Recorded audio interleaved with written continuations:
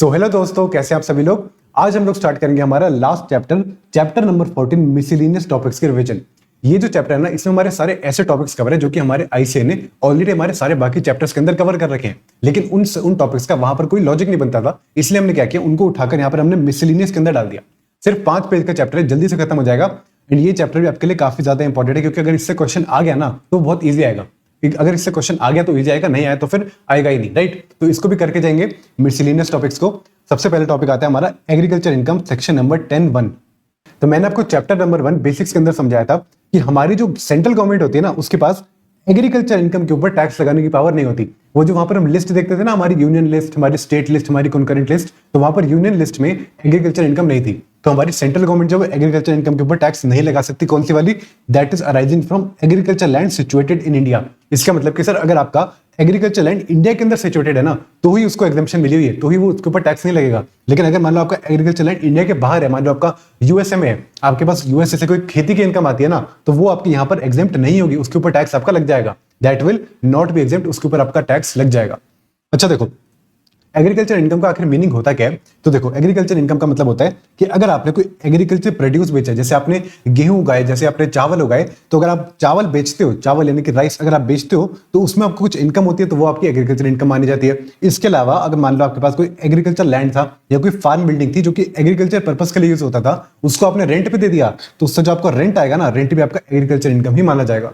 And इसके अलावा income from nursery. Nursery क्या होता है? जैसे आपने देखा होगा, जगह जगह पर बहुत सारे लोग क्या करते हैं, थोड़ी सी जगह ले लेते हैं एंड वहां पर कुछ पेड़ पौधे उगा लेते हैं आगे बेचने के लिए। छोटे मोटे पेड़ पौधे, उन्हें बोला जाता है नर्सरी। उनको कुछ इनकम होती है ना, तो वो भी उनके एग्रीकल्चर इनकम मानी जाती है, एंड वो भी यहाँ पर एग्जेम्प्ट हो जाती है, 100% एग्जेम्प्ट हो जाती है। अब देखो, यहाँ मैंने कुछ एग्जाम्पल दे रखे हैं, कुछ एग्जाम्पल जो कि हो सकता है आपको एग्जाम में दिखे तो आप कंफ्यूज हो जाओ। तो देखो, अगर मान लो एग्जाम में लिखा है income from breeding of life stock, income from breeding of life stock, तो ये हमारा लाइफ स्टॉक कौन होता है? लाइफ स्टॉक हमारे एनिमल्स होते हैं। तो इनसे अगर आपको कुछ इनकम होती है ना, तो वो आपके यहाँ पर एग्रीकल्चर इनकम नहीं मानी जाती, एंड हेंस ये टैक्सेबल हो जाएगी। इसके बाद देखो, income from poultry farming. Poultry farming आप करते हो, जैसे चिकन वगैरह, एग्स वगैरह, ये सब आप बेचते हो अगर, तो यहाँ पर भी आपका यहाँ पर एग्रीकल्चर इनकम नहीं माना जाता, हेंस ये भी टैक्सेबल हो जाएगा। इसके बाद देखो, फिशरीज, अगर आप फिशरीज का काम करते हो, वहां से कुछ इनकम होती है, तो वो भी आपका एग्रीकल्चर इनकम नहीं माना जाता। एंड डेयरी फार्मिंग, जैसे आप गाय का दूध बेचते हो या कुछ भी ऐसा काम करते हो डेयरी वाला, तो ये भी आपका डेयरी फार्मिंग, ये भी एग्रीकल्चर इनकम नहीं माना जाता, हेंस यहाँ पर टैक्स लग जाएगा। इसके बाद देखो, ये जो देखो, ये वाले जो एग्जांपल आगे, ये हमारे 4 एग्जांपल है। ये 4 एग्जांपल आपके माने जाएंगे एग्रीकल्चर इनकम। देखो, हो सकता है आप यहाँ पे थोड़ा सा कंफ्यूज हो जाओ, फिर भी आपके ये एग्रीकल्चर इनकम ही माना जाएगा। पहला कौन सा? इनकम डेराइव फ्रॉम सैपलिंग्स और सीडलिंग्स ग्रोन इन नर्सरी। अगर आप नर्सरी में ग्रो किए गए किसी सीडलिंग को या सैपलिंग को आप बेचते हो, उससे आपको कुछ इनकम होती है, तो वो एग्रीकल्चर इनकम मानी जाएगी, यानी कि एग्जेम्प्ट हो जाएगी। इसके बाद देखो, income from growing of flowers and creepers, ये भी एग्रीकल्चर इनकम मानी जाती है। Income from growing of bamboo, ये भी आपका एग्रीकल्चर इनकम माना जाता है। इसके अलावा रेंट रिसीव फ्रॉम लैंड, ये देखो, ये पॉइंट देखो, rent receive from land use for grazing of cattle required for agriculture activities.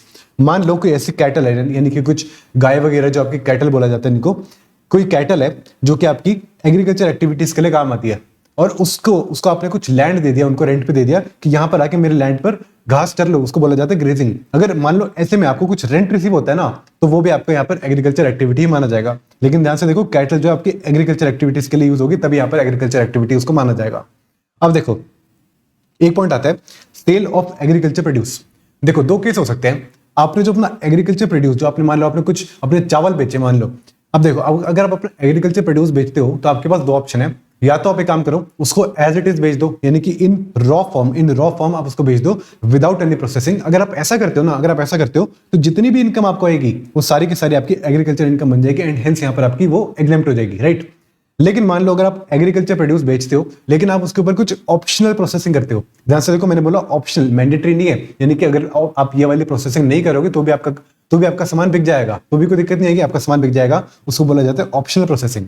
अगर आप ऑप्शनल प्रोसेसिंग करते हो ना, तो यहाँ पर ध्यान से देखो, यहाँ पर 2 एलिमेंट इन्वॉल्व है। एक तो आपका कुछ हो गया आपका एग्रीकल्चर, यानी कि जहां तक आपने कल्टीवेशन तक आपने किया, वहां तक आपका एग्रीकल्चर एक्टिविटी आ गई। उसके आगे की जो आपने जो प्रोसेसिंग करी है ना, उसके ऊपर वो आपकी बिजनेस वाली एक्टिविटी होगी, हेंस उसका जो आपका प्रॉफिट है वो आपका पीजीबीपी के अंदर जाना चाहिए। इसलिए हम क्या करेंगे, जो भी उसका टोटल हमें प्रॉफिट हो रहा होगा ना, उस टोटल प्रॉफिट को हम इन 2 पार्ट्स के अंदर डिवाइड करेंगे। आओ देखो, एक एग्जांपल देता हूं। मान लो आपने किसी चीज की, किसी एग्रीकल्चर प्रोड्यूस की आपने कुछ अपने फर्दर प्रोसेसिंग कर दी, और उसको जब आपने उसको बेचा, तो आपने उसको मान लो 100 रुपए के अंदर बेचा। ध्यान से देखो, 100 रुपए में आपने उसको बेचा, एंड देखो अगर मान लो आप इसके ऊपर प्रोसेसिंग ना करते तो उसकी जो फेयर मार्केट वैल्यू होती है ना, जिस फेयर मार्केट वैल्यू पे वो एग्रीकल्चर प्रोड्यूस बिकता, वो बिकता 50 रुपीज में, वो 50 रुपए में बिकता। एंड अब देखो अब उसकी कॉस्ट कितनी आई, आपको ये सारी एक्टिविटी करने पे आपको जो कॉस्ट आई है, देखो आपकी कॉस्ट अप टू कल्टीवेशन, यानी कि आपकी एग्रीकल्चर एक्टिविटीज तक का कॉस्ट अप टू कल्टीवेशन तक की कॉस्ट है आपकी, मान लो 30 रुपीज, मान लो 30 रुपीज की आपकी अप टू कल्टीवेशन की कॉस्ट है ये 30 नहीं, मान लो यहाँ पर इसको 20 ले लो, 30 नहीं 20, अप टू कल्टीवेशन की कॉस्ट आपकी आई 20। एंड कल्टीवेशन के बाद आपने जब उसके ऊपर फर्दर प्रोसेसिंग करी तो वो आपकी कॉस्ट है यहाँ पर 10 रुपीज। तो देखो चार चीजें, एक तो हो गया आपके sale price of final product processing के बाद, एक हमने देखा fair market value of agriculture produce, यानी कि एग्रीकल्चर प्रोड्यूस को अगर ना बेचते तो कितने में बिकता, एक हो गया आपकी कॉस्ट अप टू कल्टीवेशन, एक होगी कॉस्ट आपकी फर्दर प्रोसेसिंग वाली। अब देखो ध्यान से देखो, आपका जो सेल प्राइस कितना है वो 100 रुपए का है, एंड आपकी टोटल कॉस्ट कितनी है वो यहाँ पर 30 रुपीज की है, यानी कि टोटल आपको यहाँ पर 70 रुपीज का आपको प्रॉफिट होना चाहिए। अब इस 70 रुपीज के प्रॉफिट में कुछ पोर्शन हमारा एग्रीकल्चर इनकम बनेगा एंड कुछ पोर्शन हमारा यहाँ पर बिजनेस की इनकम बनेगा। अब कितना कितना कैसे बनेगा, देखो सबसे पहले देखो कि आपका आखिर एग्रीकल्चर इनकम कितना बनेगा। देखो अगर हम देखें fair market value of agriculture produce before processing, यहाँ पर ले लो 50 रुपए की, यहाँ पर ले लो, उसमें से माइनस कर दो कॉस्ट अप टू कल्टीवेशन, ये 20 रुपीज यहाँ पर माइनस कर दो, 20 रुपीज आपने माइनस करे, आपके यहाँ पर आया नेट कितना है आपका 30 रुपीज का यहाँ पर आ गया, 30 रुपीज आपका एग्रीकल्चर इनकम बन जाएगा। इसके बाद देखो हमने देख रहे हैं कि हमारी बिजनेस वाली इनकम कितनी है, एक काम करो आप अपना सेल प्राइस ले लो 100 रुपए का, सेल प्राइस आपका 100 रुपए का यहाँ पर आ गया 100 रुपीज, माइनस कर दो fair market value of agriculture produce before processing आपको कितने में बिकता, 50 रुपीज में बिक जाता, और उसके बाद फर्दर प्रोसेसिंग में आपने कितनी एक्स्ट्रा और कॉस्ट लगाई, यानी कि 10 रुपीज की, इसको माइनस करते हो तो यहाँ पर आपका आता है 40, यहाँ पर आता है आपका 40, यानी कि जो हमारा टोटल प्रॉफिट था ना, हमारा जो टोटल प्रॉफिट था 70 का, उसमें से कुछ 30% 30 रुपीज उसका हमारा एग्रीकल्चर इनकम बन गया एंड वो हमारा एग्जेम्प्ट हो जाएगा। बाकी जो 40 है ना, ये 40 हमारा पीजीबीपी हेड के अंदर जाकर ये हमारा टैक्सेबल हो जाएगा, राइट। इस तरह से आपने करना है, अगर आप एग्रीकल्चर प्रोड्यूस को बेचने जाते हो और कुछ ऑप्शनल प्रोसेसिंग करते हो तो इस तरह से आपने उसको यहाँ पर डिवाइड कर देना है। इसके बाद देखो आपका एक टॉपिक आता है special rule for T, coffee and rubber. देखो अगर मान लो आप टी, कॉफी एंड रबर की ग्रोइंग एंड मैन्युफैक्चरिंग वाला काम करते हो ना, तो ऐसे केस में इनकम टैक्स वाले कहते हैं इन तीन के अगर आप ग्रोइंग एंड मैन्युफैक्चरिंग दोनों करते हो ना, तो यहां पर आपका एक प्री डिटरमाइंड रेशियो होता है कि एक फिक्स परसेंटेज आपका यहां पर बिजनेस की इनकम मानी जाएगी एंड फिक्स परसेंटेज आपके यहां पर एक आपकी एग्रीकल्चर इनकम मान के इसको हम यहां पर एग्जेम्प्ट कर देंगे। अब देखो अगर मान लो जो एसएससी है वो growing and manufacturing of T करता है, तो ऐसे केस में जितनी भी उसकी इनकम होगी ना, उसमें से 40% यहाँ पर उसको बिजनेस की मानी जाएगी एंड इसको यहाँ पर हम कर देंगे टैक्सेबल, एंड बाकी 60% इसकी एग्रीकल्चर मान के यहाँ पर उसको हम एग्जेम्प्ट कर देंगे। यहाँ पर एक प्री डिटरमाइंड रेशियो है। अगर मैं बात करूं रबर की, अगर कोई SSC growing and manufacturing of rubber करता है तो ऐसे केस में 35%, यहां से देखो 35% उसकी बिजनेस की मानी जाएगी एंड 65% उसकी यहाँ पर एग्रीकल्चर की मानी जाएगी। ध्यान से देखो 35 65, टी में क्या था 40 एंड 60, एंड यहाँ पर देखो दोनों केस में आपकी जो कम वाली परसेंटेज यहाँ पर बिजनेस की है। कहीं कम वाली गलती से आप एग्जाम में जाकर एग्रीकल्चर की मत करना, कम वाली आपकी होती है बिजनेस की, एंड ये परसेंटेजेस आपको याद होनी चाहिए। इसके बाद देखो अगर मैं बात करूं कॉफी की ग्रोइंग एंड मैन्युफैक्चरिंग की, तो देखो क्या हो सकता है, दो चीज हो सकती है, या तो जो एसएससी है वो सिर्फ कॉफी को ग्रो एंड क्योर करता है, यानी कि coffee is grown and cured, अगर ऐसा करता है तो 25% उसका बिजनेस माना जाता है एंड 75% उसका यहाँ पर एग्रीकल्चर एक्टिविटी मानी जाती है। लेकिन मान लो अगर वो ग्रो भी कर रहा है, क्योर भी कर रहा है, उसके बाद रोस्ट भी कर रहा है, उसको ग्राउंड भी कर रहा है, यानी कि ग्रोन, क्योर्ड, रोस्टेड, ग्राउंडेड, चारों चीजें कर रहा है, तो यहाँ पर ध्यान से देखो यहाँ पर आपकी पीजीबीपी के कंपोनेंट बढ़ गया, यानी कि ग्रोन एंड क्योर तक तो समझ आ रहा था कि भाई पीजीबीपी कम है, यहां पर देखो आपने रोस्टिंग भी कर दिया, आपने ग्राउंडिंग भी कर दी, आपने प्रोसेसिंग ज्यादा कर दी, हेंस यहां पर आपका बिजनेस का जो कंपोनेंट है वो थोड़ा सा बढ़ गया, 25% से यहां पर बढ़ के इसको 40% कर दिया एंड बैलेंस 60% यहां पर आपका एग्रीकल्चर की एक्टिविटी बन जाएगी। तो देखो चार चीजें शुरू से देखते हैं, ये आपको सारे परसेंटेजेस अच्छे से याद करके जाने एग्जाम में। अगर मैं बात करूं टी की तो 40 आपका बिजनेस का, 60 आपका एग्रीकल्चर का। अगर बात करूं रबर की तो 35 आपका बिजनेस का, 65 आपका एग्रीकल्चर का। अगर मैं बात करूं कॉफी की तो कॉफी को अगर आपने ग्रो एंड क्योर ही किया सिर्फ, तो यहाँ पर 25 बिजनेस एंड 75 आपका एग्रीकल्चर। अगर आपने कॉफी को grown, cured, roasted as well as grounded चारों चीजें आपने कर ली तो 40% बिजनेस का एंड यहाँ पर 60% आपका एग्रीकल्चर का। ये हमारा एक प्री डिटरमाइंड यहाँ पर एक रेशो होता है। इन सभी परसेंटेजेस को आपने अच्छे से याद करके जाने, अगर एग्जाम में क्वेश्चन आ गया ना तो बहुत इजी क्वेश्चन आपका आ जाएगा, राइट। इसके बाद देखो एक हमारे यहाँ पर कंसेप्ट आता है partial integration of agriculture income with non agriculture income. देखो ये क्या है, ये ऐसा कंसेप्ट है जो कि हमारी गवर्नमेंट लेकर आए कि भाई किसी तरह से वो आकर एग्रीकल्चर इनकम को भी टैक्स के अंदर इंक्लूड कर ले, किसी तरह से वो एग्रीकल्चर इनकम को भी टैक्स में इंक्लूड करे। हमारे जो कॉन्स्टिट्यूशन था वो तो अलाउ नहीं करता, लेकिन उन्होंने फिर ये बीच का रास्ता निकाला कि भाई इस बीच के रास्ते से वो पार्शियल इंटीग्रेशन से यहाँ पर उसको इंक्लूड कर ले। देखो कैसे करते हैं, देखो देखो कंसेप्ट का नाम क्या है, partial integration of agriculture income with non agriculture income. देखो जनरली क्या होता है, आपकी जो एग्रीकल्चर इनकम होती है ना वो टैक्स में एग्जेम्प्ट होती है, it is exempt from tax, उसके ऊपर टैक्स नहीं लगता। लेकिन इस कंसेप्ट के according agriculture income will be considered for computation of tax if the following 3 conditions are satisfied. अभी 3 कंडीशन क्या है, 3 कंडीशन क्या है। पहली कंडीशन है कि जो असेसी है ना, assessee should be an individual HUF, AOP, BOI या फिर आर्टिफिशियल जुडिकल पर्सन। ये कौन है, ये वो वाले इंडिविजुअल है जिनके ऊपर हमारा स्लैब रेट लगता था, वो हमारा 2,50,000 वाला, या फिर वो जो हमारा 115 बीएससी का हमारा 3 लाख 7 लाख वाला था, ये वो वाले असेसी है। दूसरी बात आपकी net agriculture income should be more than 5,000 rupees, पूरे साल की 5,000 रुपीज से ज्यादा होनी चाहिए आपकी नेट एग्रीकल्चर इनकम। ये क्या होता है, नेट एग्रीकल्चर इनकम मतलब आपकी agriculture income minus expenses incurred to earn such income. जितनी भी आपने एग्रीकल्चर की इनकम कमाई माइनस उस इनकम को अर्न करने के लिए जो भी आपने एक्सपेंसेस इनकर करे थे, जैसे मान लो आपने क्या किया, आपने सीड्स खरीदने के लिए कुछ एक्सपेंस इनकर कर दिए, तो वो आप यहाँ पर माइनस कर दो। फिर देखो तीसरी कंडीशन क्या है, तीसरी कंडीशन है non agriculture income is more than the basic exemption limit. आपकी जो एग्रीकल्चर इनकम को छोड़ के जो आपकी बाकी इनकम है ना, मान लो पीजीबीपी की, सैलरी की, कोई भी इनकम है, that should be more than the basic exemption limit. 3 condition है, देखो दोबारा बोलता हूं, 3 कंडीशन है। Assessee should be individual HUF, AOP, BOA, artificial judicial person मतलब स्लैब रेट वाले लोग। दूसरी कंडीशन क्या है, net agriculture income should be more than 5,000 rupees and non agriculture income should be more than basic exemption limit. अगर ये 3 condition fulfil करता है तो उसके ऊपर ये पार्शियल इंटीग्रेशन का कंसेप्ट लग जाएगा। अब देखो पार्शियल इंटीग्रेशन में आखिर किस तरह से इसकी टैक्स लायबिलिटी कैलकुलेट करी जाएगी, आपने यहाँ पर 3 स्टेप फॉलो करने हैं। पहला स्टेप क्या कहता है, एक काम करो, नॉन एग्रीकल्चर इनकम जो थी वो ले लो, यानी कि पीजीबीपी, सैलरी जो भी थी सारी की सारी नॉन एग्रीकल्चर इनकम थी वो ले लो, उसमें अपनी नेट एग्रीकल्चर ऐड करो, दोनों को ऐड करके उसके ऊपर एक बार टैक्स कैलकुलेट कर दो। लेकिन टैक्स कैलकुलेट करते हुए यहाँ पर रिबेट को इग्नोर करो, सरचार्ज को इग्नोर करो एंड सेस को भी यहाँ पर एक बार इग्नोर करो। यानी कि आपने प्योर टैक्स निकालना है सिर्फ non agriculture income plus net agriculture income दोनों को ऐड करके। एक तो ये हो गया आपका स्टेप 1। स्टेप 2 क्या है आपका, एक काम करो, basic exemption limit plus net agriculture income वो ले लो और अब उसके ऊपर टैक्स लगा दो। बेसिक एग्जम्पशन लिमिट कितनी होगी आपकी यहाँ पर 2,50,000 और इसके ऊपर आप काम करो, अपना एग्रीकल्चर इनकम ऐड करो। इन दोनों का जो आपका सम आएगा उसके ऊपर एक बार दोबारा से यहाँ पर टैक्स कैलकुलेट करो, ये बनेगा आपका स्टेप 2 वाला टैक्स। यहाँ पर भी आपने रिबेट को इग्नोर करना है, सरचार्ज को इग्नोर करना है, सेस को भी यहाँ पर आपने इग्नोर करना है। स्टेप 1 निकल गया, स्टेप 2 निकल गया। अब आ जाओ स्टेप 3 पर, ये बताएगा कि आपने आखिर कितने टैक्स पे करने हैं। एक काम करो, जो आपका स्टेप 1 में टैक्स आया था वो ले लो, माइनस कर दो आपका स्टेप 2 वाला tax in step 1 minus tax in step 2, जो नेट फिगर आएगी ना ये होगा आपका टैक्स पेबल।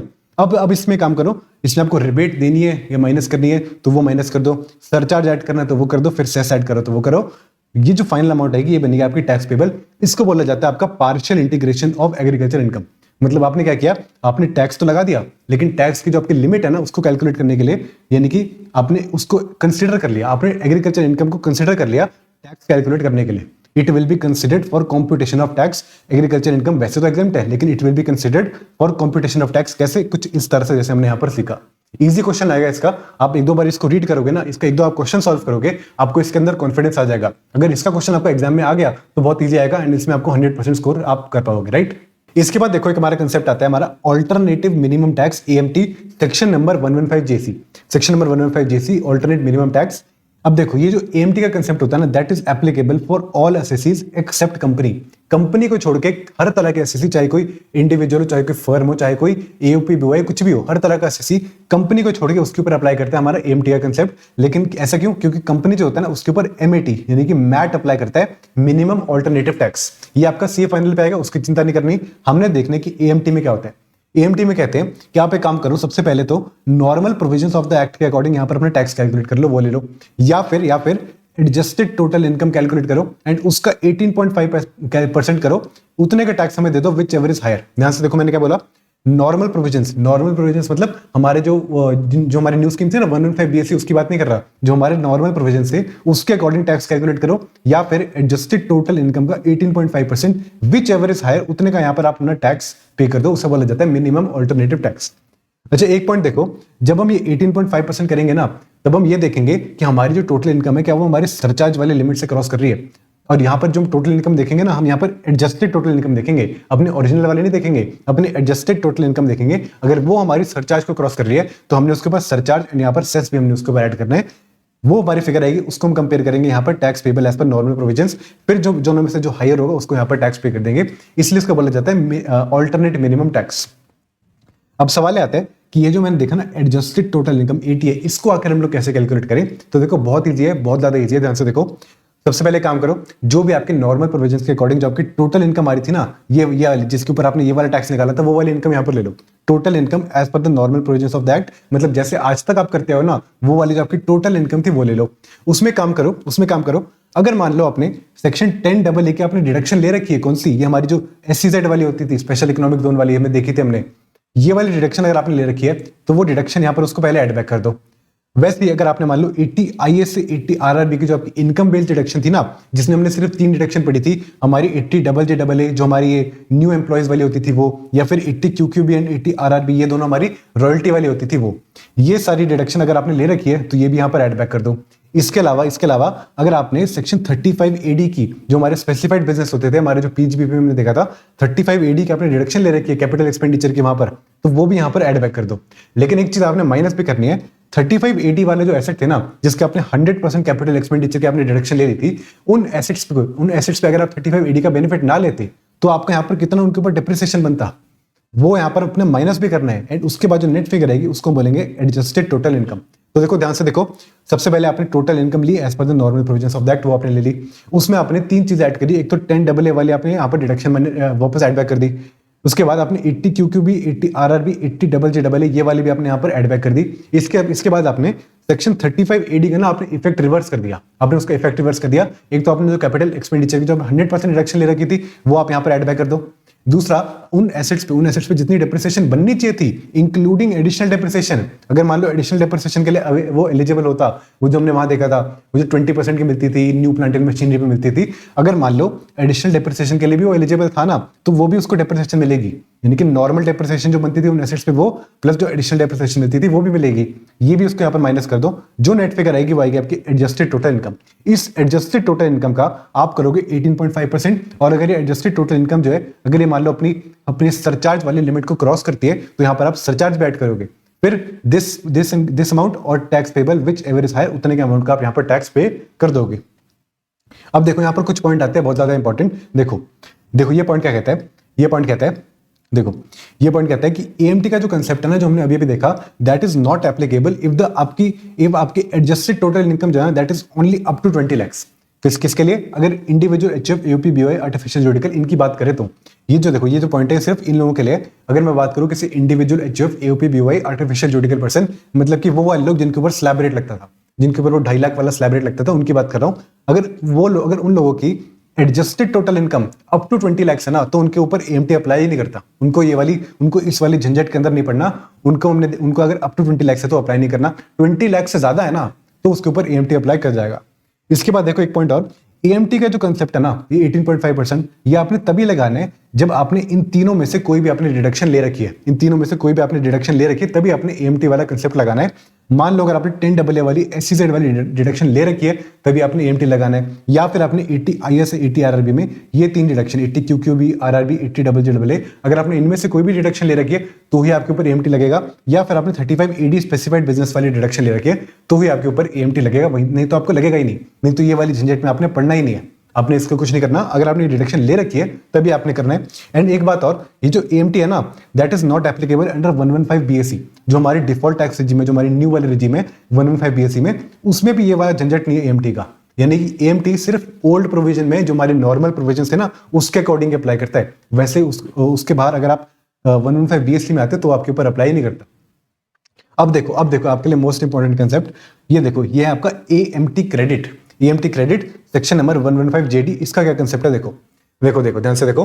यहाँ पे देखो, आप ऐसा भी तो बोल सकते हो गवर्नमेंट को कि अगर आपने हमसे मिनिमम इतना टैक्स लेना ही था तो फिर हमसे ये वाली कैलकुलेशन करवाई क्यों। आप ये भी तो बोल सकते हो ना कि अगर गवर्नमेंट ने हमसे मिनिमम इतना टैक्स लेना ही था तो आपने ये वाली कैलकुलेशन कराई क्यों, आप डायरेक्टली हमसे ये वाला टैक्स ही ले लेते, राइट। ये भी बोल सकते हो। तो इसमें गवर्नमेंट कहती है कि चिंता मत करो, हम आपके लिए एक रेजोल्यूशन लेकर आए हैं। इन्होंने बोला कि अगर मान लो किसी साल में आपने AMT पे किया, यानी कि यहाँ पर विच एवर इज हायर होने की वजह से आपने यहाँ पर एएमटी पे कर दिया मान लो किसी भी साल में, तो ऐसे केस में जितना आपने नॉर्मल टैक्स के ऊपर आपने जितना एएमटी पे किया ना, जितना दोनों का डिफरेंस है, जितना दोनों का डिफरेंस है उसको हम बोलेंगे हमारा एएमटी क्रेडिट, हमारा एएमटी क्रेडिट। एंड ये जो क्रेडिट है ना हमें आगे आने वाले सालों में काम आएगा। आओ एक एग्जांपल से बताता हूं, देखो एक एग्जांपल से देखो। मान लो कि मैं बात कर रहा हूं यहां पर हमारे प्रीवियस से 24-25 की, प्रीवियस से 24-25 की, ध्यान से देखना सारे फिगर्स आपको माइंड में रहनी चाहिए। मान लो आपका जो नॉर्मल टैक्स है, नॉर्मल टैक्स आपका बन रहा है यहां पर, फॉर एग्जांपल मान लो आपको बन रहा है 7 लाख का, 7 लाख का आपका नॉर्मल टैक्स बन रहा है। एंड आपका जो एएमटी का टैक्स बन रहा है दैट इज 8 लाख का आपका एएमटी का टैक्स बन रहा है। अब एक बात बताओ, आप गवर्नमेंट को पे कितना करोगे? आप करोगे नॉर्मल टैक्स और AMT tax whichever is higher, यानी कि 8 लाख आप उसको पे कर दोगे, राइट। अब इन दोनों का जो डिफरेंस है ना, इन दोनों का जो डिफरेंस है यानी कि 1 लाख का जो डिफरेंस है, इसको हम बोलेंगे हमारा एएमटी क्रेडिट। हमारा एएमटी क्रेडिट बनेगा हमारा 1 लाख रुपीस। अब देखो ध्यान से, ये जो एएमटी क्रेडिट है ना 1 लाख रुपीस का, ये हम आगे के आने वाले सालों में हम इसको हम carry forward and set of करेंगे। कैसे करेंगे? देखो आगे के आने वाले सालों में, मान लो आगे के आने वाले किसी साल में हमारा जो नॉर्मल टैक्स था ना, अगर वो हमारे एएमटी वाले टैक्स से ज्यादा बन जाता है, तो ऐसे केस में जितना भी डिफरेंस है दोनों में उसको वहां पर एडजस्ट कर देंगे एंड हेंस हम वहां पर भी अपना एएमटी जितना ही टैक्स पे करेंगे। देखो फॉर एग्जांपल, देखो हमारे करंट केस में क्या हुआ, हमारा क्रेडिट है एएमटी क्रेडिट, देखो कितना आ गया हमारा एएमटी क्रेडिट आ गया हमारे यहाँ पर 1 लाख रुपीस का हमारा एएमटी क्रेडिट आ गया, पूरा हमारा 1 लाख रुपीस का एएमटी क्रेडिट आ गया। अब मान लो, देखो इसको मिटाता हूं एक बारी, मान लो नेक्स्ट ईयर क्या हुआ, नेक्स्ट ईयर हमारा प्रीवियस से 25-26 में हमारा जो नॉर्मल टैक्स था ना, हमारा नॉर्मल टैक्स था हमारा 10 लाख का, एंड हमारा जो एएमटी वाला टैक्स बन रहा था वो बन रहा था हमारा 9.6 लाख का। अब एक बात बताओ, यहां पर आप कितना पे करोगे? यहां पर आप गवर्नमेंट को पे करोगे 10 लाख का पे करोगे, राइट। आप 10 लाख का पे करोगे, लेकिन यहां पर देखो, यहां पर आपके पास कुछ आपका एएमटी क्रेडिट पड़ा है, आपके पास यहां पर 1 लाख रुपए का आपके पास एएमटी क्रेडिट पड़ा है। आप क्या करोगे, इस नॉर्मल टैक्स में से ना up to the extent of the AMT credit, दोनों का जो डिफरेंस है उस डिफरेंट के एक्सटेंट तक आप यहां पर अपने एएमटी क्रेडिट को यूज कर लोगे। आपके पास 1 लाख रुपए का एएमटी क्रेडिट पड़ा है और एंड इन दोनों के बीच में देखो, इसके एंड इसके बीच में आपके पास 40,000 का डिफरेंस है। आप अपना 1 लाख रुपए का जो आपका क्रेडिट पड़ा था उसको यहाँ यूटिलाइज करोगे, एंड जो 10 लाख की आपकी लाइबिलिटी बन रही थी ना, इसको आप रिड्यूस करके 9.6 लाख ले आओगे, यानी कि 40,000 आपने अपना एएमटी क्रेडिट यूज कर लिया। इसके बाद आपका जो एएमटी क्रेडिट है, देखो इसके बाद आपका जो एएमटी क्रेडिट बचा, जस्ट अ सेकंड, इसके बाद देखो आपका जो एएमटी क्रेडिट है वो कितना बचा, वो आपका बचा सिर्फ 60,000 का, सिर्फ 60,000 का बचा। एंड आपने कितना टैक्स पे किया? आपने यहाँ पर 9.6 लाख ही आपने यहाँ पर टैक्स पे कर दिया। एंड देखो मान लो अगले साल इसके भी अगले साल, देखो मान लो उसके भी अगले साल 26-25 प्रीवियस से 26-27 में मान लो आपका जो नॉर्मल टैक्स है वो बन रहा था आपका 11 लाख का, एंड आपका जो एएमटी टैक्स बन रहा था वो बन रहा था आपका 10.4 लाख का। अब देखो दोनों में डिफरेंस कितना है, दोनों में डिफरेंस है यहाँ पर 11 लाख माइनस 10.4 लाख, यानी कि 60,000 का दोनों में डिफरेंस है। एंड आपको क्या पे करना है, कायदे के अनुसार आपको इस वाले रूल के अकॉर्डिंग आपको 11 लाख आपको पे करना है, 11 लाख आपको पे करना है, विच एवरेज हायर के हिसाब से यहाँ पर पे करना है। आप अगेन क्या करोगे, अपना जो एएमटी क्रेडिट पड़ा ना 60,000 का, इसको भी यहाँ पर आप यूटिलाइज करोगे। ये जो आपकी लाइबिलिटी है ना, इसको आप रिड्यूस कर लोगे 10.4 लाख तक, यानी कि आप उसको 60,000 से कम कर दोगे अपना पूरा का पूरा अपना एएमटी क्रेडिट यूज करके। अब आपका जो एएमटी क्रेडिट पड़ा है वो पड़ा आपका निल, यानी कि जीरो अमाउंट आपका पड़ा है एएमटी क्रेडिट, आपने पूरा यूज कर लिया। एंड आपने जो टैक्स पे करना है वो आपने करना है यहाँ पर 10.4 लाख रुपीस का। अब देखो हमारे प्रोविजन में क्या लिखे है, देखो if AMT tax is more than normal tax, excess जितना भी होगा ना वो आपका एएमटी क्रेडिट बन जाएगा, वो आपका एएमटी क्रेडिट बन जाएगा। हमारे केस में क्या था, हमारे केस में 1 लाख हमारा यहाँ पर एएमटी क्रेडिट बन गया था। उसके बाद देखो एएमटी क्रेडिट जो बनेगा ना वो आप आगे चलकर कैरी फॉरवर्ड कर सकते हो, और आगे आने वाले सालों में 15 साल तक 15 ईयर्स तक आप उसको कैरी फॉरवर्ड कर सकते हो, आगे साल में उसको सेट ऑफ कर सकते हो। एंड जब आप उसको सेट ऑफ करोगे, जिस साल में उसको सेट ऑफ करोगे, कब करोगे, जिस साल में आपका नॉर्मल टैक्स आपका एएमटी टैक्स से ज्यादा बन रहा होगा। हमारे एग्जांपल में क्या था, हमारा जो नॉर्मल टैक्स था प्रीवियस ईयर, अगले आने वाले प्रीवियस ईयर में 25-26 में हमारा जो नॉर्मल टैक्स था ना वो हमारा एएमटी से ज्यादा बन रहा था। कितना था हमारा था शायद 10 लाख और 9.6 लाख, ये हमारी फिगर थी वहां पे। तो यहाँ पर देखो नॉर्मल टैक्स हमारा ज्यादा बन रहा था, इसलिए हमने क्या किया to the extent of that difference कितना 40,000 का डिफरेंस था, 40,000 का डिफरेंस है, to the extent of that difference हमने normal tax and AMT tax का जो डिफरेंस था उस डिफरेंस तक हमने उस एएमटी क्रेडिट को यूटिलाइज कर लिया।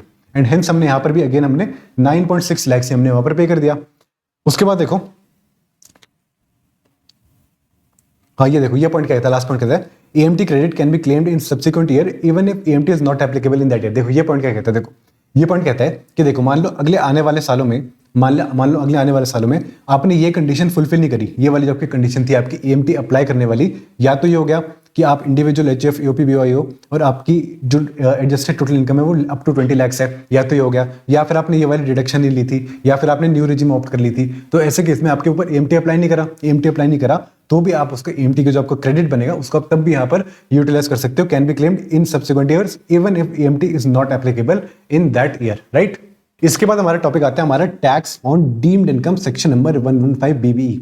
सेक्शन नंबर 115 बीबीई जो है ये हमें बताता है कि हमारी अगर कोई डीम्ड इनकम बनती है तो उसमें हमारा कितना यहाँ पर हमारा टैक्स का रेट लगेगा। लेकिन उससे पहले देखो कि आखिर डीम्ड इनकम का यहाँ पर मीनिंग होता क्या है। तो देखो डीम्ड इनकम हमारी दो तरह की होती है, एक होती है हमारी अनडिस्क्लोज इनकम और एक इसके बाद आएगी, वो बाद में देखेंगे। अभी के लिए देखो, एक होती है हमारी अनडिस्क्लोज इनकम, यानी कि ऐसी इनकम जो कि हमने हमारे इनकम टैक्स डिपार्टमेंट को बता नहीं रखी, उनसे छुपा के रखी है। ऐसी इनकम जो कि हमने गवर्नमेंट से छुपा के रखी है उसे बोला जाता है अनडिस्क्लोज इनकम। एंड लोग छुपाते क्यों हैं? ताकि इसके ऊपर टैक्स ना पे करना पड़े। फॉर एग्जाम्पल बहुत सी बार क्या होता है कि लोग अपने बड़े बड़े कैपिटल एसेट बेच देते हैं एंड उसका जो पैसा होता है ना वो गवर्नमेंट को डिक्लेयर नहीं करते, कैश में ले लेते हैं, कैसे भी ले लेते हैं, उसका पैसा गवर्नमेंट को डिक्लेयर नहीं करते, उसको बोला जाता है अनडिस्क्लोज इनकम। एंड सरल भाषा में इसको बोला जाता है ब्लैक मनी, आपके पास काला धन है। अब देखो अगर मान लो देखो इसमें हमारे कितने सेक्शन आते हैं, एक होता है हमारा सेक्शन नंबर 68, ये सेक्शन डील करता है कैश क्रेडिट, आपके बुक्स ऑफ अकाउंट में कोई भी पैसा क्रेडिट हो गया, ये सेक्शन उससे डील करता है। इसके बाद देखो सेक्शन नंबर 69 एंड 69A, ये दोनों सेक्शन हम एक साथ पढ़ेंगे। क्यों? क्योंकि ये सेक्शन बात करते हैं अनएक्सप्लेन्ड इन्वेस्टमेंट्स की। आपने क्या किया, आपने कोई मनी आपके पास मिल गया जो कि आप एक्सप्लेन नहीं कर पा रहे, या फिर कोई इन्वेस्टमेंट मिल गया आपके नाम पर, या फिर कोई बड़ा एसेट मिल गया आपके नाम पर, वो यहाँ पे कवर होता है। फिर हम पढ़ेंगे सेक्शन नंबर 69B, ये बात करता है इन्वेस्टमेंट नॉट फुली डिस्क्लोज्ड। आपने डिस्क्लोज तो कर दी लेकिन कम वैल्यू पे करी, बहुत कम वैल्यू आपने डिस्क्लोज करी, सेक्शन 69B में कवर होता है। एंड एक होता है सेक्शन 69C, ये होता है अनएक्सप्लेन्ड एक्सपेंडिचर। एक एक करके देखते हैं। देखो सबसे पहले देखो सेक्शन नंबर 68 कैश क्रेडिट, इसमें हमारी तीन बातें होती है। पहली बात क्या होती है, देखो ध्यान से देखो, पहली बात क्या है, आपकी बुक्स ऑफ अकाउंट्स में आप एक असेसी हो, आपकी बुक्स ऑफ अकाउंट्स में कोई सम क्रेडिट मिल गया आपके बुक्स ऑफ अकाउंट में, कोई भी अमाउंट आपके बुक्स ऑफ अकाउंट्स में एज कैश क्रेडिट मिल गया, या फिर आपने कोई लोन या फिर कोई बोरिंग ले ली, या फिर आप एक क्लोजली हेल्ड कंपनी हो एंड आपके बुक्स ऑफ अकाउंट में कोई शेयर एप्लीकेशन मनी मिल गया, या फिर कोई शेयर प्रीमियम मनी मिल गया, या फिर शेयर कैपिटल मनी मिल गया। बेसिकली देखो तीनों केस में क्या हो रहा है कि आपकी बुक्स ऑफ अकाउंट में कोई ना कोई पैसा आ रहा है, और वो पैसा कौन सा है, कोई ऐसा पैसा है जिसका जो असेसी उसकी कोई एक्सप्लेनेशन नहीं दे पा रहा, बता नहीं पा रहा कि ये पैसा कहां से है, उसकी नेचर क्या है, उसका सोर्स क्या है, कहां से वो पैसा है, वो बता नहीं पा रहा। एज वेल एज मान लो अगर वो कुछ एक्सप्लेनेशन दे देता है, कुछ भी हमारे असेसिंग ऑफिसर को दे देता है, लेकिन असेसिंग ऑफिसर के ओपिनियन में वो जो एक्सप्लेनेशन दे रहा है ना वो अनसेटिस्फैक्ट्री है, it is not satisfactory, it is unsatisfactory in the AO's opinion. तो ऐसे केस में उसको हम डीम्ड इनकम मान लेंगे एंड उस पर्सन के हैंड में उसको टैक्सेबल कर देंगे बहुत हाई रेट है। रेट आगे देखेंगे थोड़ी देर में, रेट क्या लगता है बाद में देखेंगे। अभी के लिए देखो कि उसको डीम्ड इनकम मान के उसको यहाँ पर हम उसको टैक्सेबल कर देंगे उस पर्सन के हैंड में। तो देखो तीन चीजें, सेक्शन 68 में कैश क्रेडिट, या तो आपके बुक्स ऑफ अकाउंट में कोई भी सम क्रेडिट हो गया जिसकी आप एक्सप्लेनेशन नहीं देते, या फिर अनसेटिस्फैक्ट्री एक्सप्लेनेशन देते हो, या फिर आपने कोई लोन या बोरिंग ले ली और उसकी भी आप एक्सप्लेनेशन नहीं दे पा रहे, या फिर अनसेटिस्फैक्ट्री दे रहे हो, या फिर आप एक क्लोजली हेल्ड कंपनी हो, मतलब कि कोई प्राइवेट कंपनी या फिर कोई अनलिस्टेड पब्लिक कंपनी है। अगर मान लो आप ऐसी कंपनी हो एंड आपके पास कोई share application money, share premium money या फिर शेयर कैपिटल मनी आया पड़ा है एंड आप उसकी एक्सप्लेनेशन नहीं दे पा रहे, एज वेल एज आप अगर एक्सप्लेनेशन दे रहे हो तो वो अनसेटिस्फैक्ट्री है, तो आपके हैंड्स में उसको यहाँ पर डीम्ड इनकम बनाकर उसको टैक्सेबल कर दिया जाएगा। अब देखो एक पॉइंट देखो, ये जो पॉइंट है ना दो वाले, ये एक लोन वाला और ये वाला, इसके थोड़े से हमारे पास एक एक्स्ट्रा नोट दे रखा है। नोट क्या कहता है, देखो पहली बात देखो ये वाला लोन वाले पॉइंट का देखो, अगर मान लो आपके बुक्स ऑफ अकाउंट में कोई भी लोन या फिर कोई बोरोइंग आपकी क्रेडिटेड हुई पड़ी है एंड आप उसके एक्सप्लेनेशन आपने उसकी एक्सप्लेनेशन नहीं दी और वो अनसेटिस्फैक्ट्री भी है, एज वेल एज जब ए उस पर्सन के पास जाएगा ना जिसने आपको लोन दिया, उस पर्सन के पास जाएगा, अगर उस पर्सन से पूछता है कि भाई ये लोन का पैसा आपके पास कहां से आया, एंड अगर वो पर्सन भी कोई एक्सप्लेनेशन नहीं दे पाता या फिर अनसेटिस्फैक्ट्री एक्सप्लेनेशन देता है, तो ऐसे केस में जितना भी पैसा होगा ना लोन वाला, वो सारा का सारा असेसी के हैंड में टैक्सेबल हो जाएगा, उस पर्सन के नहीं जिसने लोन दिया उसके हैंड में नहीं होगा, जो असेसी है ना उसकी डीम्ड इनकम बनाकर यहाँ पर उसको टैक्सेबल कर दिया जाएगा। ध्यान से देखो बहुत स्ट्रिक्ट प्रोविजन है, ये कहते हैं कि अगर असेसी के बुक्स ऑफ अकाउंट में कोई लोन या बोरोइंग क्रेडिटेड है तो और जिस पर्सन से उसने लोन लिया था वो पर्सन भी उसकी एक्सप्लेनेशन नहीं दे पा रहा या फिर अनसेटिस्फैक्टरी एक्सप्लेनेशन दे रहे हैं, तो ऐसे केस में वो सारा का सारा अमाउंट असेसी के हैंड में डीम्ड इनकम बन जाएगा, राइट। एक तो ये बात होगी। दूसरी बात देखो दूसरी बात देखो, अगर आप क्लोजली हेल्ड कंपनी की बात करें तो आपके पास share application, share premium, share capital money मिल गया, आपने उसकी एक्सप्लेनेशन नहीं दी या फिर अनसेटिस्फैक्टरी एक्सप्लेनेशन दी। और जब असेसिंग ऑफिसर उस पर्सन के पास गया ना जिसका पैसा था, the person who invested in the share, जिस पर्सन का पैसा था उस पर्सन के पास गया एंड वो पर्सन भी कोई एक्सप्लेनेशन नहीं दे पाया या फिर अनसेटिस्फैक्टरी एक्सप्लेनेशन दी अबाउट इट्स नेचर और सोर्स, तो ऐसे केस में such sum shall be deemed income of that closely held company. उस क्लोजली हेल्ड कंपनी के हैंड्स में ही उसको डीम्ड इनकम मान लिया जाएगा अगर उसका शेयर होल्डर उसके एक्सप्लेनेशन नहीं दे पाया तब भी। एक तो ये हमारा होगा सेक्शन नंबर 68, ये भी आपको इंपॉर्टेंट है, आपको याद करके जाना है। इसके बाद देखो सेक्शन 69A, ये क्या बात करते हैं, देखो मान लो कुछ अमाउंट क्रेडिट नहीं हुआ लेकिन आपके नाम पे कोई इन्वेस्टमेंट मिल गई या फिर आपके घर पे बहुत सारा पैसा मिल गया या फिर आपके नाम पे कोई बड़े बड़े एसेट मिल गए, जैसे कोई ज्वेलरी मिल गई या फिर बहुत बड़ी बड़ी कंपनी के शेयर मिल गए, लेकिन आपके पास कोई एक्सप्लेनेशन नहीं है, means unexplained investment, unexplained money या फिर अनएक्सप्लेन्ड एसेट, आप एक्सप्लेन नहीं कर पा रहे कि उसमें इन्वेस्ट करने के लिए आपके पास पैसा आया कहां से था। फॉर एग्जाम्पल आपने क्या किया, आप सिर्फ साल की 1 लाख रुपए की आप रिटर्न भरते हो, अपने रिटर्न ऑफ इनकम में सिर्फ 1 लाख रुपए की इनकम दिखाते हो, राइट, सिर्फ 1 लाख रुपए की इनकम दिखाते हो, लेकिन आपके पास जो एसेट है वो आपके पास 50 करोड़ के आपके पास एसेट है जो आपने कहीं डिक्लेयर ही नहीं कर रखे, तो उसे बोला जाएगा अनएक्सप्लेन्ड इन्वेस्टमेंट, मनी और एसेट। तो देखो assessee has made investment or found to be the owner of any money, jewelry, bullion etc which is not recorded in the books of account, कहीं उसने डिक्लेयर नहीं कर रखे, या फिर सेक्शन 69B में इन्वेस्टमेंट, मनी, एसेट उसने disclose तो कर दिए लेकिन उसने फुल्ली डिस्क्लोज नहीं करा, it is not fully disclose. For example मान लो assessee ने दिखाया कि मेरे नाम पे एक बहुत बड़ी जमीन है, जमीन जो थी उसकी एक्चुअल वैल्यू थी मान लो 80 करोड़ उसकी एक्चुअल वैल्यू थी, उसने कितना दिखा रखा है, ओनली 10 करोड़, यानी कि उसने 70 करोड़ उसने कम दिखा रखा है। अब ये बाकी बचे 70 करोड़ उसके पास कहां से आए, वो ये सेक्शन 69 बात करता है उस वाले अमाउंट की। ये बात करता है कि आपने अमाउंट फुल्ली डिस्क्लोज नहीं किया, तो ऐसे केस में आपको यहां पर आपके ऊपर टैक्स लगाया जाएगा। अभी देखेंगे कितना लगाया जाएगा, वो आपके लिए बन जाएगी आपकी डीम्ड इनकम, राइट। इसके बाद देखो सेक्शन 69C में अनएक्सप्लेन्ड एक्सपेंडिचर। अगर मान लो आपने कोई बहुत मोटा खर्चा कर दिया, मान लो आपने अपनी शादी पे मान लो आपने अपनी शादी पे मान लो 10 करोड़ खर्च कर दिए। फॉर एग्जांपल देखो आपकी जो रिटर्न ऑफ इनकम जाती थी आपके साल की सिर्फ 5 लाख रुपए की जाती थी और आपने क्या किया, अपनी शादी पे आपने 10 करोड़ खर्च कर दिए, तो ऐसे केस में इनकम टैक्स वालों को डाउट हो सकता है कि आपने इतना बड़ा एक्सपेंडिचर आखिर किया कैसे। अगर आपने इतना बड़ा एक्सपेंडिचर किया मतलब आपने अपनी कुछ इनकम छुपा रहे होगे, तो ऐसे केस में अगर आप उसके कुछ एक्सप्लेनेशन नहीं दे पाते या फिर आप एक्सप्लेनेशन दे देते हो लेकिन वो अनसेटिस्फैक्टरी होती है। फॉर एग्जांपल आप बोलते हो कि मेरे पास तो इनकम नहीं थी लेकिन मुझे क्रिसमस में मुझे सेंटा क्लॉज ने दे दिया था, अगर आप ऐसा कुछ कह देते हो तो वो अनसेटिस्फैक्टरी एक्सप्लेनेशन है, हेंस यहाँ पर ये उसको रिजेक्ट कर देगा एंड हेंस आपके यहाँ पर डीम्ड इनकम बना के आपको टैक्सेबल, आपके हैंड्स में उसको टैक्सेबल कर देगा। अब देखो एक बार जल्दी से रिवाइज कर लेते हैं। अनडिस्क्लोज इनकम मतलब कि ब्लैक मनी जो कि आपने डिस्क्लोज नहीं कर रखी। पहले आता है सेक्शन 68, कोई भी कैश क्रेडिट आपके बुक्स ऑफ अकाउंट में कोई सम क्रेडिटेड है या फिर कोई लोन आपका क्रेडिट दिख रहा है, या फिर अगर आप क्लोजली हेल्ड कंपनी हो तो कोई शेयर एप्लीकेशन मनी, कोई शेयर प्रीमियम या फिर कोई शेयर कैपिटल मनी आपके बुक्स ऑफ अकाउंट में दिख रहे हैं।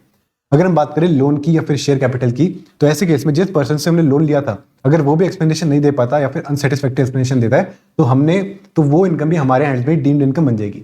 और अगर बात करें शेयर कैपिटल की तो क्लोजली हेल्ड कंपनी की बात कर रहे हैं, जिस पर्सन ने इन्वेस्ट किया हुआ था अगर वो भी उसके नेचर एंड सोर्स की एक्सप्लेनेशन नहीं दे पाता या फिर अनसेटिस्फैक्टरी एक्सप्लेनेशन देता है तो वो भी अमाउंट क्लोजली हेल्ड कंपनी के लिए यहाँ पर उसके लिए डीम्ड इनकम बन जाएगी एंड हेंस उसके ऊपर टैक्स लगा दिया जाएगा।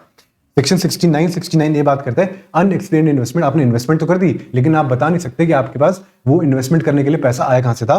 फॉर एग्जांपल आपके पास कोई मनी, ज्वेलरी, बुलियंस या फिर कोई लैंड वगैरह आपके पास मिल गया, कोई बड़ी जमीन मिल गया आपके पास, तो वो भी आपकी यहाँ पर अनएक्सप्लेन्ड मानी जाएगी, उसके भी यहाँ पर डीम्ड इनकम बना के आपके ऊपर टैक्सेबल कर दिया जाएगा। इसके अलावा देखो आपके पास कोई इन्वेस्टमेंट मिली, मनी, एसेट जो कि आपने फुल्ली डिस्क्लोज नहीं कर रखा, 80 करोड़ की वैल्यू का लैंड था, आपने सिर्फ 10 करोड़ आपने डिस्क्लोज कर रखा है, वो भी यहाँ पे कवर हो जाएगा अगर आप उसका एक्सप्लेनेशन यहाँ पर नहीं दे पाते तो। इसके बाद देखो सेक्शन 69C अनएक्सप्लेन्ड एक्सपेंडिचर, आपने 10 करोड़ खर्च कर दिया, आप सिर्फ 5 लाख के इनकम के रिटर्न भरते थे, तो ऐसे केस में इन सभी केस में अगर आप एक्सप्लेनेशन नहीं दे पाते या फिर अनसेटिस्फैक्टरी है तो ये आपकी डीम्ड इनकम बना के आपके हैंड्स में उसको टैक्सेबल कर दिया जाएगा। ये तो हमारी होगी एक बात, देखो ये तो एक हमारी होगी बात पॉइंट नंबर ए हो गया हमारा डीम्ड इनकम का। इसके अलावा एक पॉइंट और आता है जहां पर हमारी इनकम को डीम्ड इनकम मान लिया जाता है, ये होता है हमारा सेक्शन नंबर 69D। 69D ये बात करता है अमाउंट बोरोड और रीपेड ऑन हुंडी। अब ये क्या होता है, हुंडी क्या होता है, ये एक तरह का आपका पुराने जमाने का नेगोशिएबल इंस्ट्रूमेंट होता था।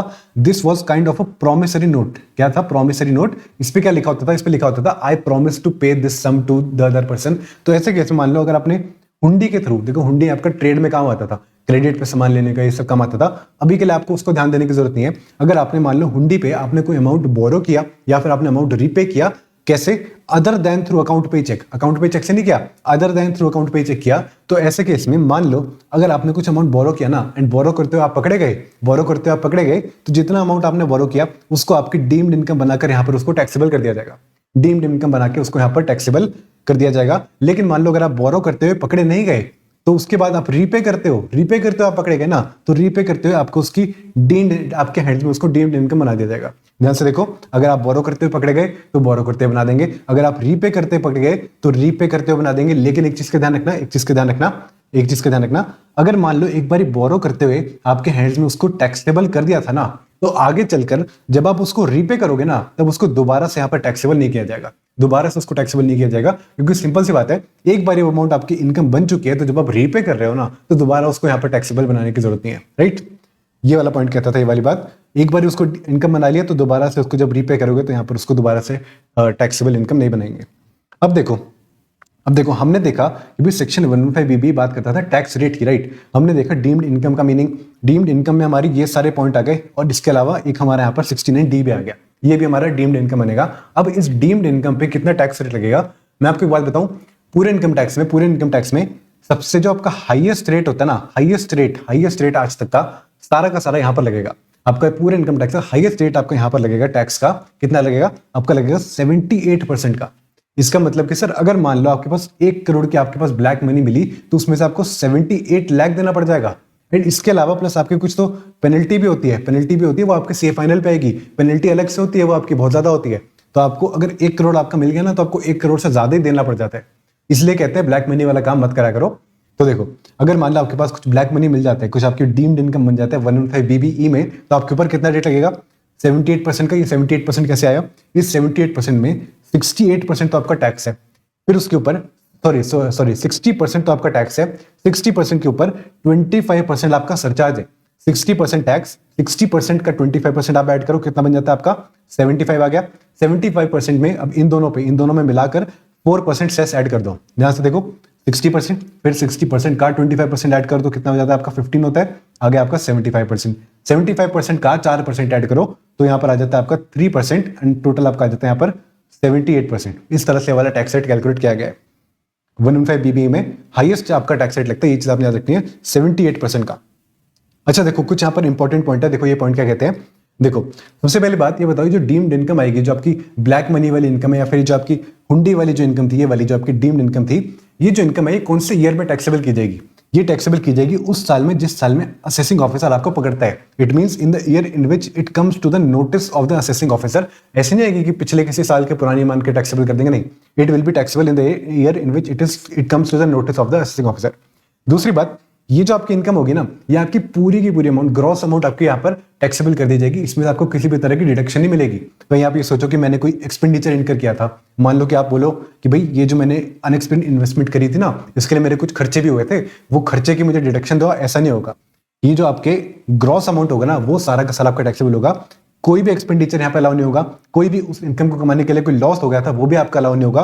किसी भी चीज को आप यहाँ पर सेट ऑफ नहीं कर सकते, ना ही कोई एक्सपेंडिचर, ना ही कोई लॉस। आप यहाँ पर उसको कुछ भी, सबको इग्नोर करना है, आपने ग्रॉस अमाउंट यहाँ पर टैक्सेबल कर देनी है।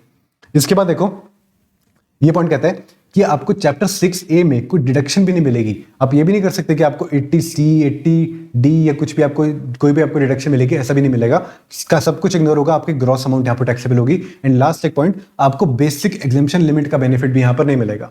यानी कि ये सिंपल कहते हैं जितना भी आपका ब्लैक मनी उसका सीधा सीधा यहाँ पर 78% हमें दे दो, कोई डिडक्शन नहीं, कोई आपके ऊपर एक्सपेंडिचर की डिडक्शन कुछ भी नहीं मिलेगा, सीधा यहाँ पर 78% का आपका टैक्स लग जाएगा। तो ये था हमारा चैप्टर, हमारा मिसलेनियस टॉपिक्स का। आई होप आपको ये लेक्चर बहुत ज्यादा पसंद आया होगा। जो भी हम नोट्स इसमें यूज करें, आपको नीचे एक लिंक दिख जाएगा, आप जाइए उस पर क्लिक करिए, साइन अप कीजिए, आपको ये नोट्स बिल्कुल फ्रीली अवेलेबल करा दिए जाएंगे। अगर आपको कोई भी डाउट आता है, कोई भी क्वेरी आती है, या फिर कोई भी आपको मुझसे गाइडेंस चाहिए होती है, तो आप मुझे बिल्कुल कॉन्टैक्ट कर सकते हैं। नीचे आपको एक नंबर दिख जाएगा, आप मुझे उस पर व्हाट्सएप भी कर सकते हैं, मुझे कॉल भी कर सकते हैं, एज वेल एज आप हमारे टेलीग्राम ग्रुप भी ज्वाइन कर सकते हैं, जिसमें हम बहुत सारे अपडेट्स डालते रहते हैं। Right, all the best for your exams. मिलते हैं आपसे अगले लेक्चर में।